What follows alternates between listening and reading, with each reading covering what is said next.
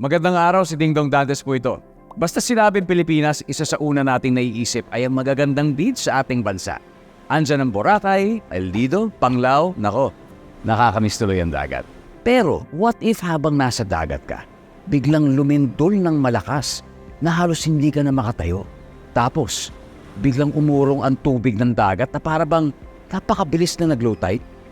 Tapos maya-maya pa may narinig kang kakaibang tunog na para bang may papalapit na malaking alon sa'yo. Hep, hep, hep, alam ko nakakapanik. Pero lumikas ka na agad at tumakbo sa mataas na lugar o papalayo sa dagat. Dahil kapag naranasan mo ang mga senyales na ito, ibig sabihin may paparating na tsunami sa lugar nyo. #panatag ang may alam.